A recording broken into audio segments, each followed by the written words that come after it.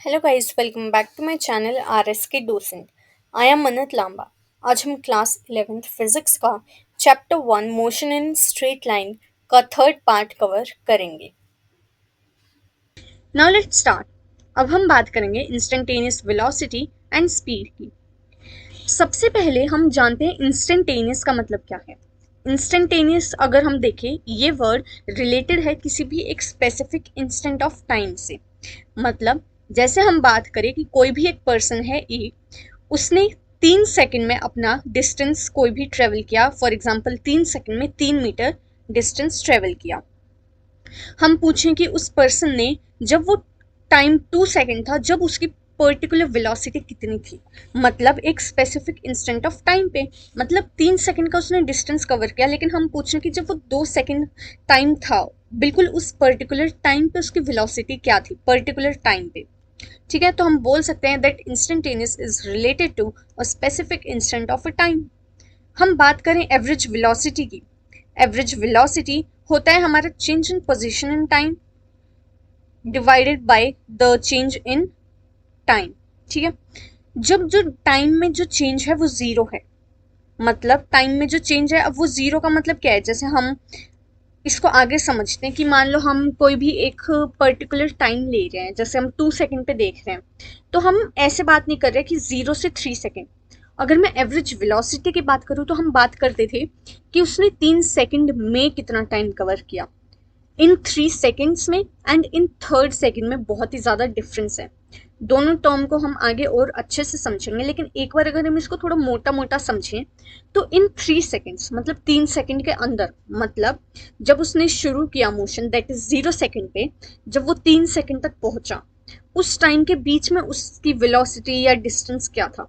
वहीं अगर मैं बात करूं इन थर्ड सेकेंड, मतलब जब वो थर्ड सेकेंड जो टाइम था उसका उस पर्टिकुलर टाइम पे, अगर हम एवरेज वेलोसिटी की बात करें दैट इज इन 3 सेकेंड, मतलब 0 से टाइम t इक्वल्स टू 3 तक, तो उसमें हमारा जो डेल्टा t है यानी कि चेंज इन टाइम वो हमारा 3 आ जाएगा।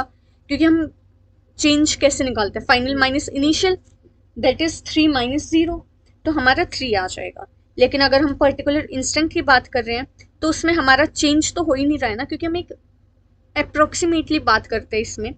जैसे हम बात करें when time interval is approximately zero, not allowing the velocity of the change. ठीक है, तो उस टाइम पे हम चेंज ऑफ टाइम को जीरो ले लेते हैं।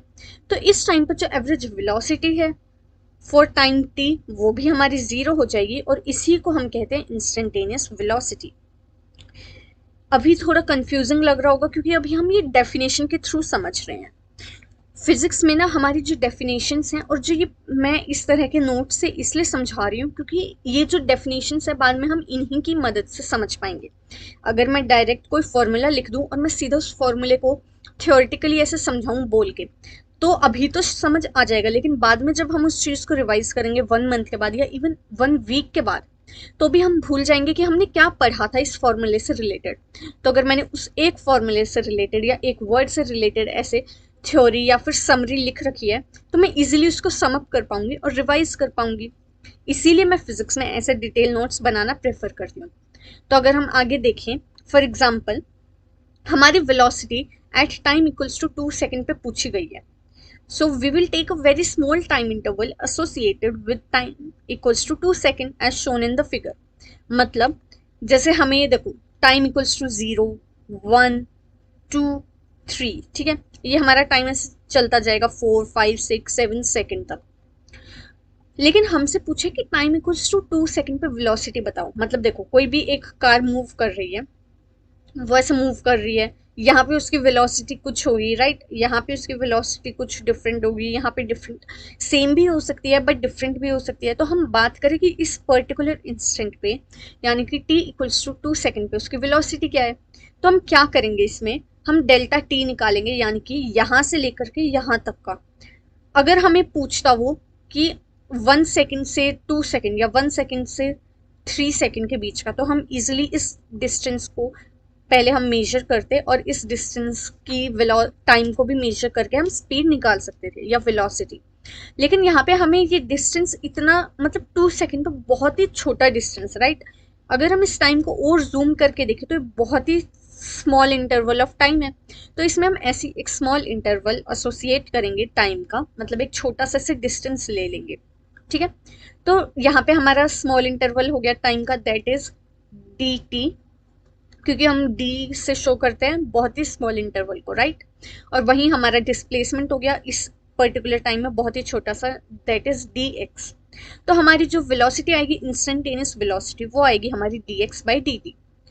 जो हमने एवरेज वेलोसिटी निकाली थी वो थी हमारी del X by del T, यानी कि change in position in particular time, that is delta T.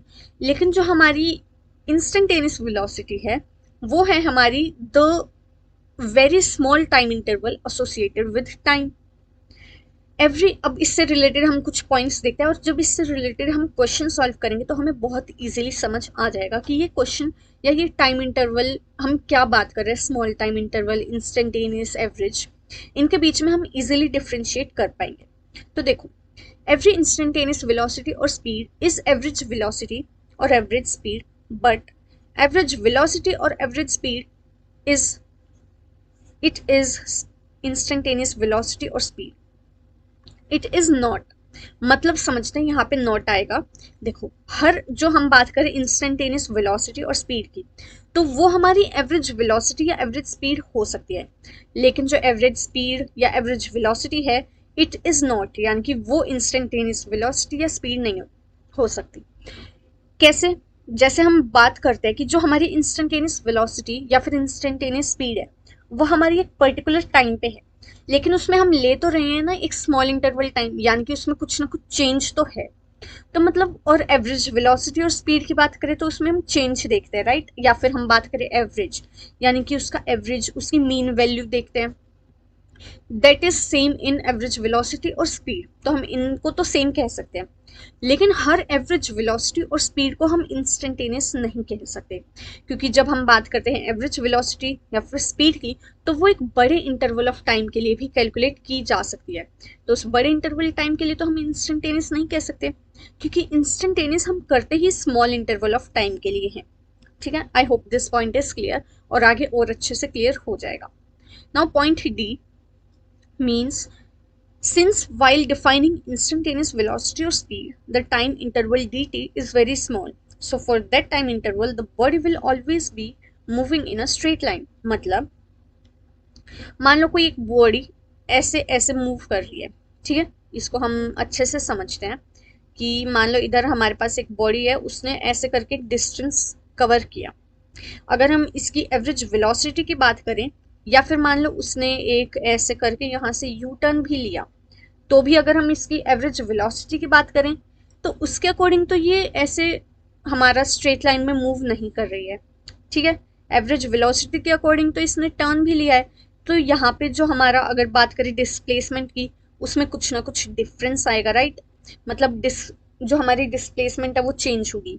लेकिन अगर हम बात करें या इसमें भी बात करें तो भी कुछ ना कुछ तो चेंज आएगा ना, क्योंकि इसकी स्पीड अलग होगी, वेलोसिटी अलग होगी, एवरेज, क्योंकि डिस्टेंस और डिस्प्लेसमेंट डिफरेंट होगा।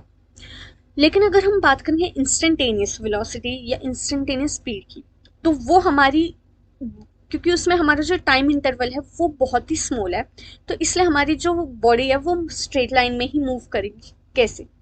मान लो ये है हमारा टाइम टी और ये है हमारा टाइम टी डैश, या फिर अगर हम इस फिगर में देखें, ये है हमारा टाइम टी और ये टाइम टी डैश।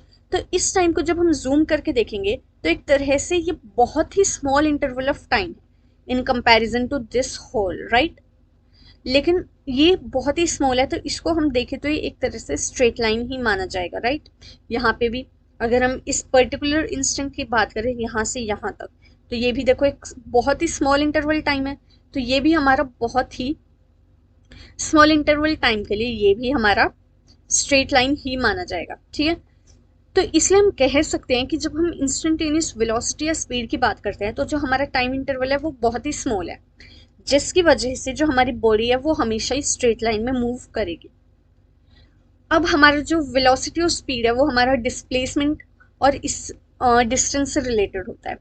अगर हम कहें कि जो डिस्प्लेसमेंट है उसका मोड हमें डिस्टेंस देता है, एवरेज वेलोसिटी का मोड हमें एवरेज स्पीड देता है, एंड एवरेज जो हमारी इंस्टेंटेनियस वेलोसिटी है उसका मोड हमें इंस्टेंटेनियस स्पीड देता है ऑलवेज। ये जो केस है ये हमेशा पॉसिबल होगा।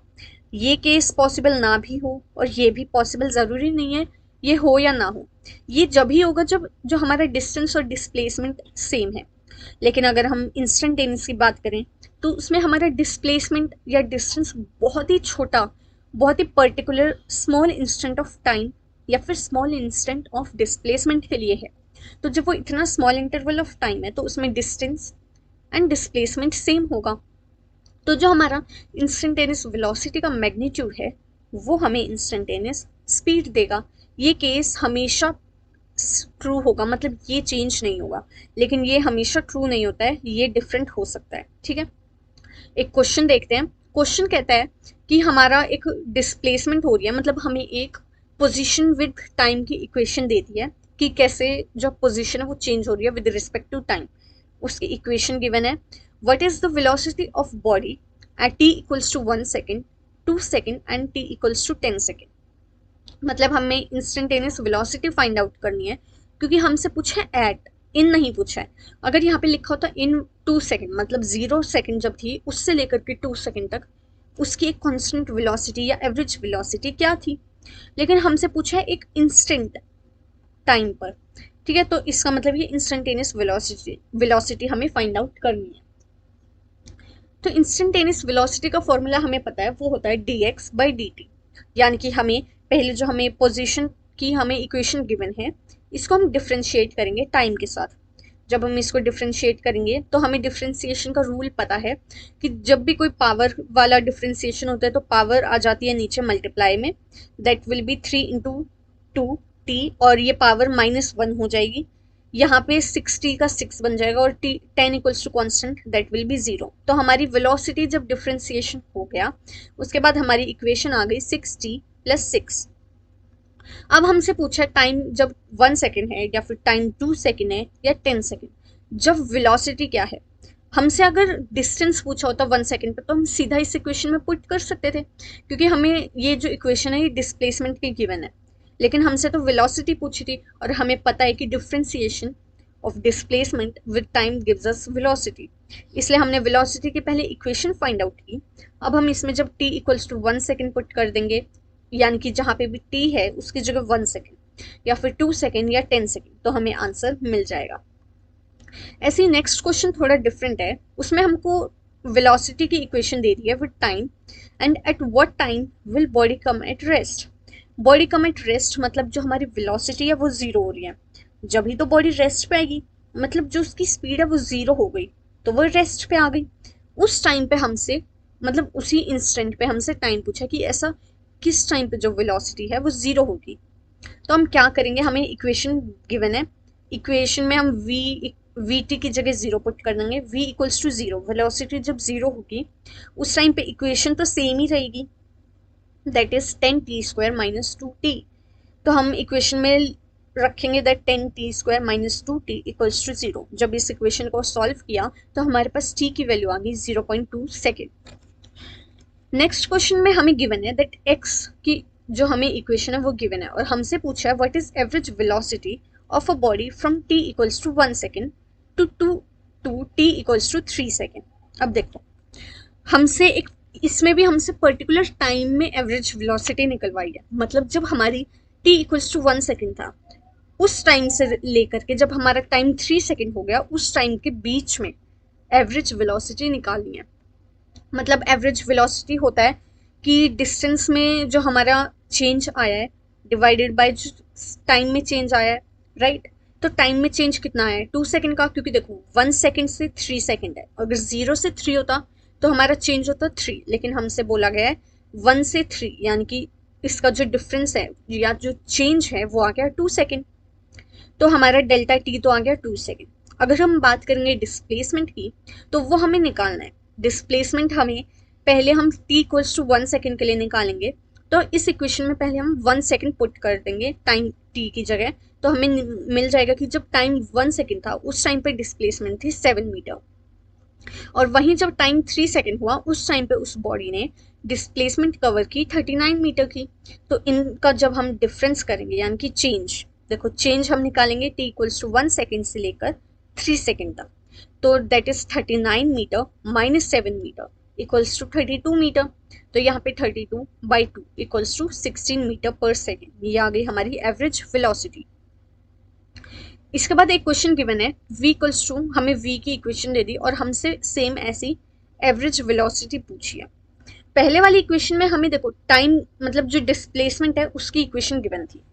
अगर हमसे एवरेज वेलोसिटी पूछी है तो हमें पता है एवरेज वेलोसिटी के लिए हमें चेंज इन डिस्प्लेसमेंट चाहिए, और हमसे टाइम गिवन है मतलब हम इस इक्वेशन में पुट करेंगे। कई क्या करते हैं सीधा इस इक्वेशन में पुट कर देते हैं, वो भूल जाते हैं कि ये वेलोसिटी की इक्वेशन गिवन है ना कि डिस्प्लेसमेंट की। इसका मतलब हमें डिस्प्लेसमेंट की इक्वेशन फाइंड आउट करनी पड़ेगी। उसके लिए हम क्या करेंगे, देखो हमें पता है कि जो वेलोसिटी है वो होता है dx/dt। तो हमें निकालना है x, dx को हम क्या करेंगे dt को ले जाएंगे इधर, तो dx equals to v dt। अब हमें dx निकालना है ना कि dx। तो हम दोनों साइड जब इंटीग्रेशन कर देंगे हमें पता है dx का इंटीग्रेशन होगा x, और वहीं v dt का इंटीग्रेशन जब हम करेंगे तो हम vt की जगह इस इक्वेशन को पुट करेंगे और इसका इंटीग्रेशन कर लेंगे। इंटीग्रेशन करेंगे तो हमारे पास 2t+1 का इंटीग्रेशन विथ टाइम करेंगे तो हमें मिलेगा t² + t। तो इसका मतलब हमें x की जो इक्वेशन है वो मिल गई। अब x इनिशियल क्या है, x इनिशियल मतलब 1 सेकेंड पे x की वैल्यू आएगी 1² + 1 इज इक्वल्स टू 2 मीटर। ऐसे जब वो 2 सेकेंड पे था जब उसकी इक्वेशन आएगी 2² + 2 इक्वल्स टू 6 मीटर। इसका जब हमने चेंज निकाला दैट इज 6 - 2 4, और टाइम का आया 2 - 1 इक्वल्स टू 1। सो हमारी एवरेज वेलोसिटी आ गई 4 मीटर पर सेकेंड। अब नीचे कुछ पॉइंट्स हैं इंस्टेंटेनियस वेलोसिटी एंड स्पीड से रिलेटेड। आप चाहो तो इनको रीड भी कर सकते हो। अब तक हमने जितना भी पढ़ा ये बस एक तरह से उसकी समरी है। अगर पिछला आपको समझ आ गया है इस वीडियो में तो ये पॉइंट्स भी समझ आ जाएंगे कि कैसे टाइम के साथ अगर डिपेंडेंस दे रखे है तो हम उसको इंटीग्रेट करके जो वैल्यू है वो फाइंड आउट कर सकते हैं। पहले इक्वेशन निकाल सकते हैं, फिर हम कैसे चेंज जो आता है वो निकाल के डिवाइड बाय टाइम कर देंगे तो हमें मिल जाएगी एवरेज वेलोसिटी। ठीक है, और यही सब छोटे मोटे पॉइंट्स दे रखे हैं, इनको चाहो तो आप रीड कर सकते हो। सो इस पार्ट में हम इतना ही करते हैं। नेक्स्ट पार्ट में हम एक्सेलरेशन वाला टॉपिक करेंगे। I hope you understand well. Thank you.